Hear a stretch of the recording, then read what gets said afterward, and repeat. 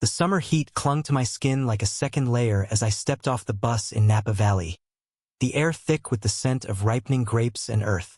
I was 24, fresh out of college with a journalism degree that felt as useless as the crumpled resume in my backpack, and desperate for any job that paid enough to keep my student loans at bay. Little did I know that accepting a seasonal gig at Harrington Vineyards would unravel the carefully constructed facade I'd built around my heart, and force me to confront desires I'd buried deep under layers of denial. My name is Alex Thompson, and I grew up in a small Midwest town where being different meant whispers behind your back or worse. My parents were the kind who attended church every Sunday and voted for politicians who preached family values. So when confusing feelings stirred in high school, I shoved them aside, dating girls and playing football like everyone expected. But California was supposed to be a fresh start, a place where anonymity let you breathe. Harrington Vineyards sprawled across rolling hills, its rows of vines stretching like green veins under the relentless sun. The owner, Mr. Harrington, a gruff man in his 60s with a mustache that looked like it belonged in a Western, hired me on the spot as a field hand. "Work hard, keep your head down, and you'll do fine," he grunted, handing me a pair of pruning shears. That's where I met Jamie Reyes. He was leaning against a truck, wiping sweat from his forehead with the back of his arm, his tanned skin glistening under the midday blaze. Jamie was 25, with sharp features softened by a perpetual half-smile, dark eyes that seemed to hold stories, and a laugh that cut through the monotony of the workday like a cool breeze.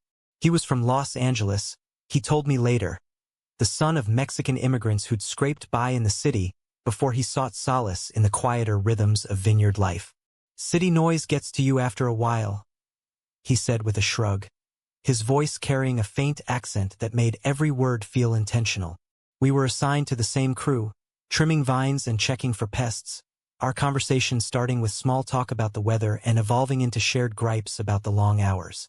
As days blurred into weeks, I found myself drawn to Jamie in ways I couldn't explain. He'd share stories of his family's taqueria back home, his eyes lighting up when he described the sizzle of carne asada, and I'd counter with tales of Midwest winters that made him shiver just hearing about them.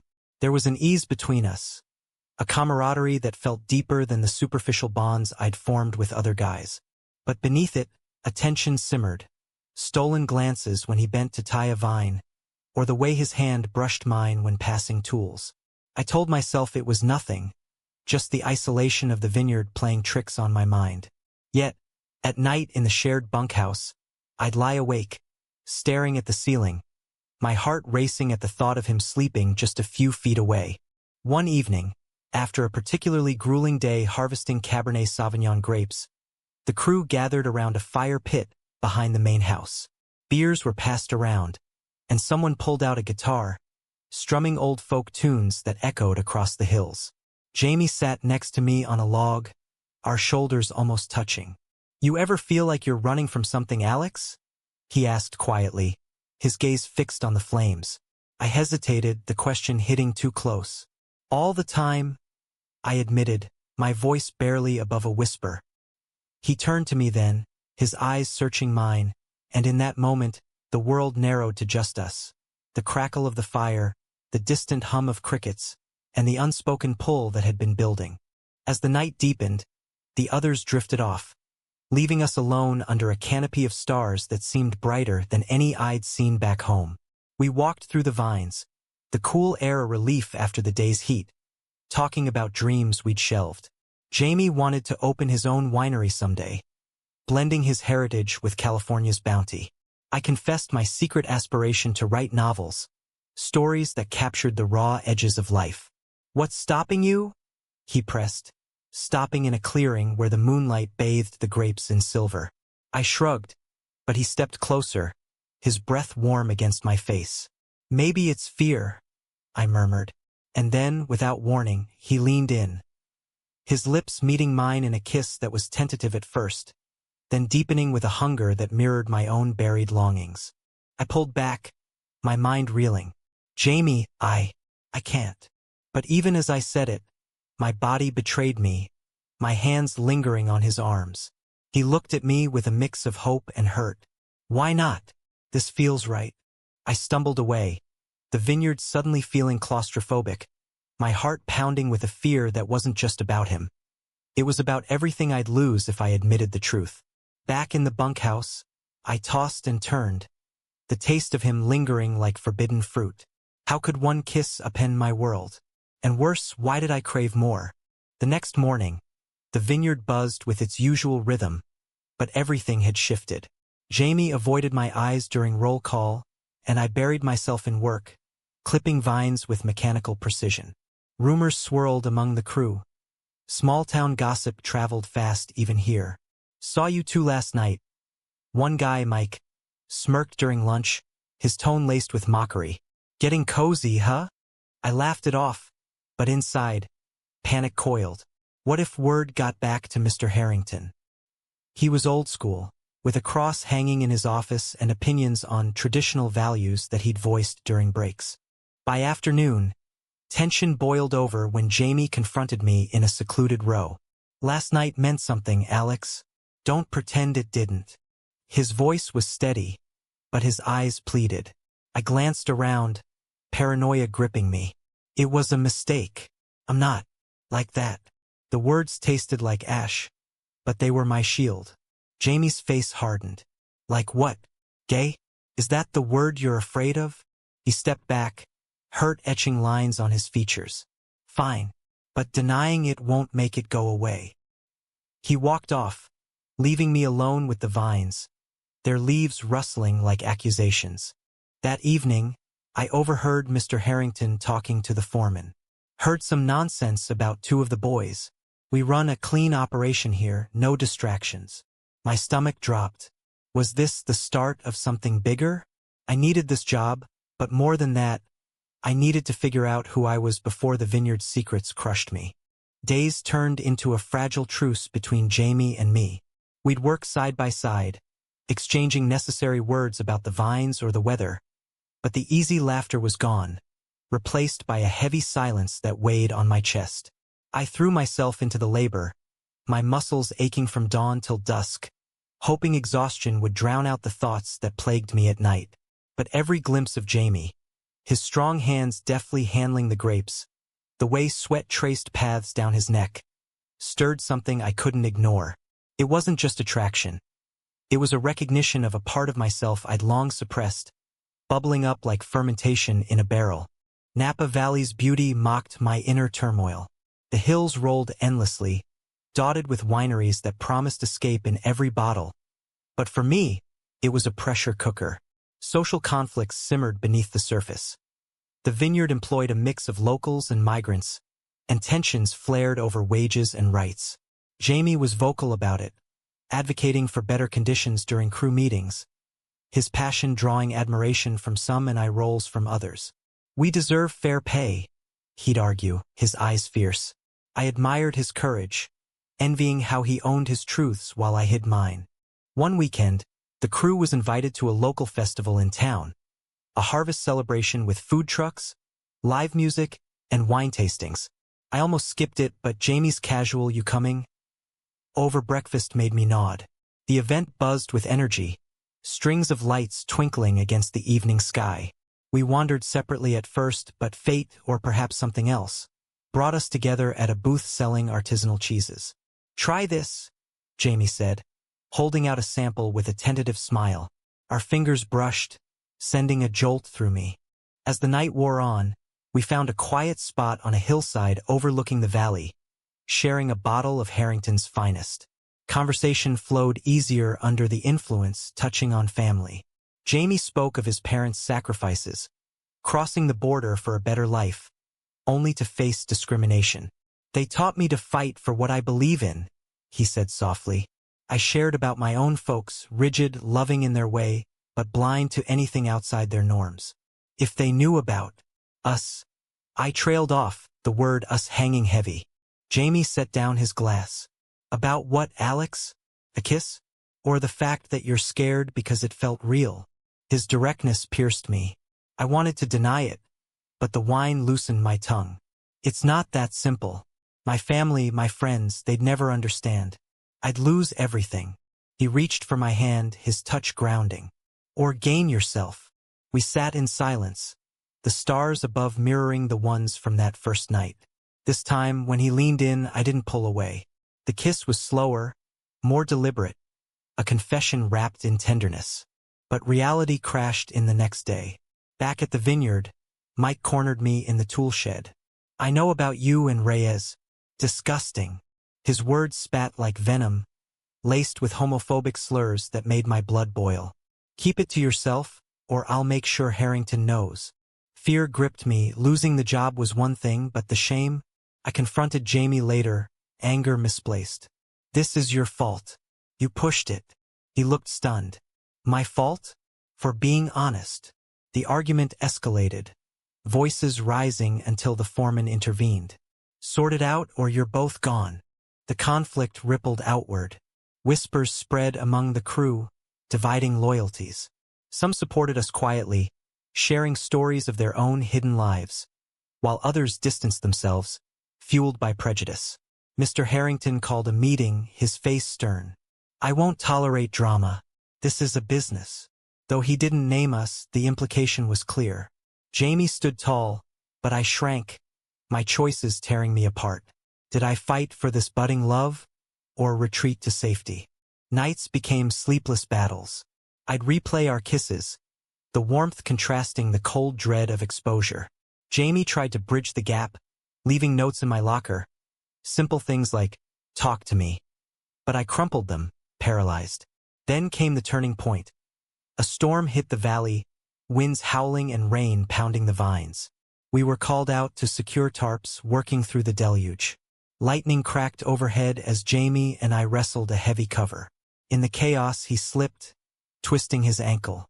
I helped him back to the bunkhouse, bandaging it with care. "Why do you push me away?" he asked, pain in his voice beyond the physical. Tears mixed with rain on my face. "Because I'm terrified of what this means, of who I'll become." He pulled me close, our foreheads touching. "You're already you, Alex. Just let it be." In that vulnerability, I felt a crack in my armor, a glimmer of possibility amid the storm. The storm's aftermath left the vineyard sodden, vines heavy with water, mirroring the emotional weight I carried. Jamie's ankle sidelined him for a few days, giving me space I both craved and dreaded. I visited him in the bunkhouse, bringing meals under the guise of crew solidarity, but our conversations delved deeper. He shared about his coming out in college, the rejection from some friends, the acceptance from others, and the freedom that followed. "It hurts at first, but living a lie hurts more," he said, his hand squeezing mine. Inspired, I started journaling in secret, pouring out fears onto paper. The kiss under the stars, the thrill and terror intertwined. But external pressures mounted. Mike escalated his harassment, leaving anonymous notes with slurs, making the workplace hostile. I reported it anonymously to the foreman, but without proof, nothing changed. Jamie wanted to confront him, but I begged him not to. "It'll make it worse." Our relationship, if that's what it was, became a clandestine thing. Stolen moments in the far rows, whispers in the dark. It was exhilarating, yet laced with guilt. Social ripples extended beyond the vineyard. At a town bar one night, a group of locals overheard Mike's drunken rants about those types ruining the community. Fists flew when Jamie defended himself, and I stood frozen, watching as he took a punch for both of us. Later, nursing his bruised jaw, he turned to me. "Where were you, Alex?" Shame burned hot. I couldn't.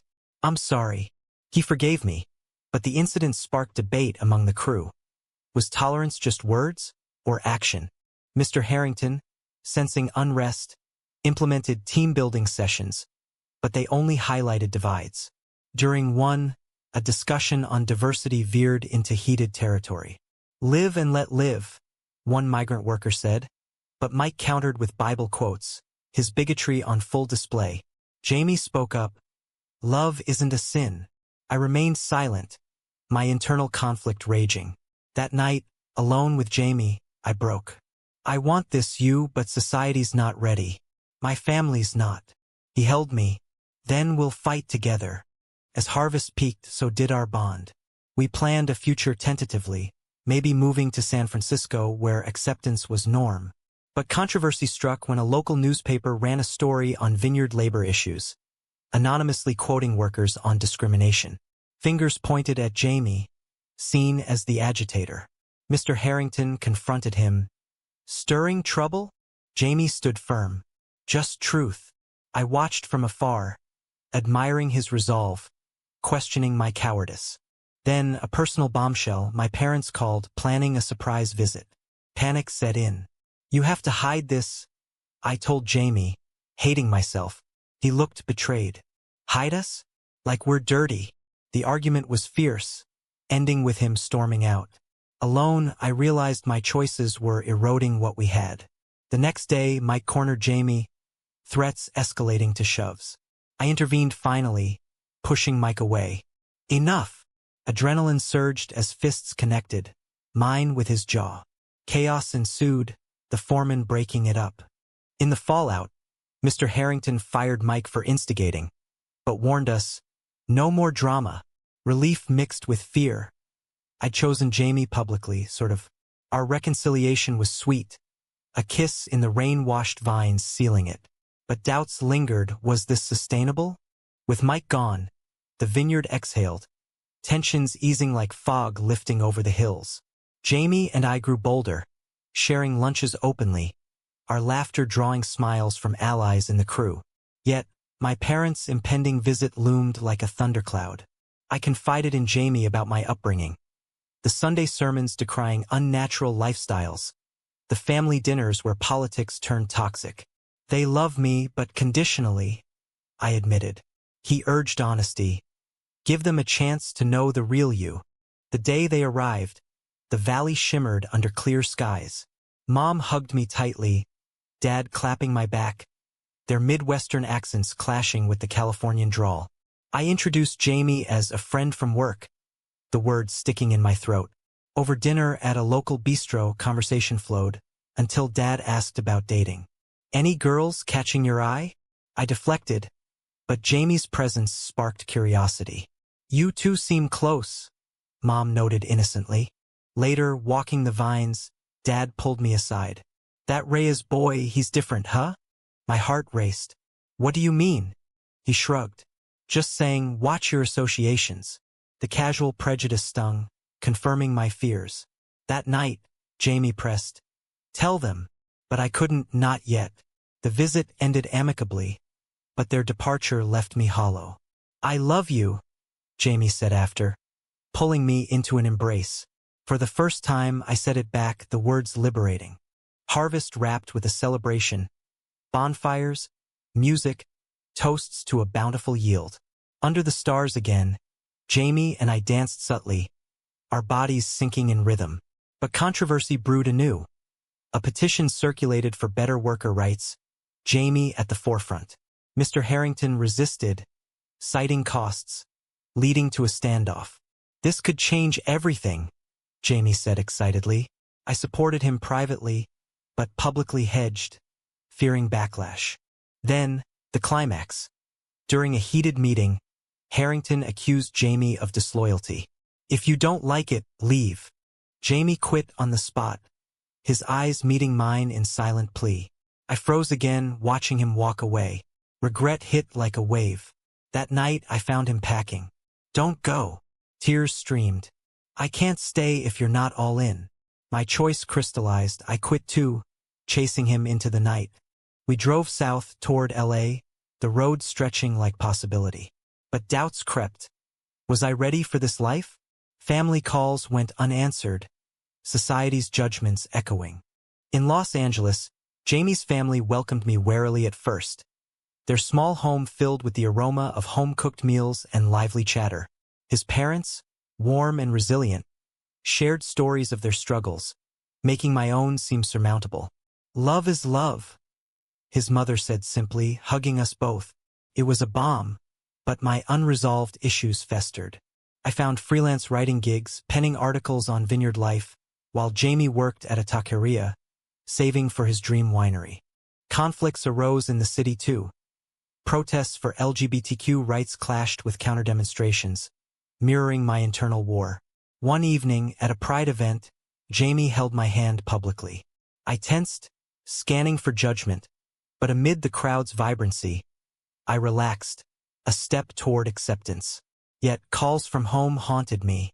Finally, I answered Mom's. "We miss you," she said. Swallowing fear, I came out. "I'm gay, and I'm with someone." Silence stretched, then tears, hers of confusion, mine of relief. Dad got on. "We need time." It hurt, but it was progress. Our relationship deepened through trials. Jamie's activism inspired me. I wrote an exposé on Vineyard discrimination, naming Harrington anonymously. It went viral, sparking debate on labor and LGBTQ issues in rural America. Backlash came, threats online, old friends unfriending me, but support poured in too. Jamie and I faced it together, our bond forged in fire. Years blurred. We opened a small winery in Sonoma, blending cultures in every bottle. Looking back, that first kiss under the stars was the spark. But the fears, they taught me growth. Was it right for Alex to hide his relationship initially, given societal pressures? True or false?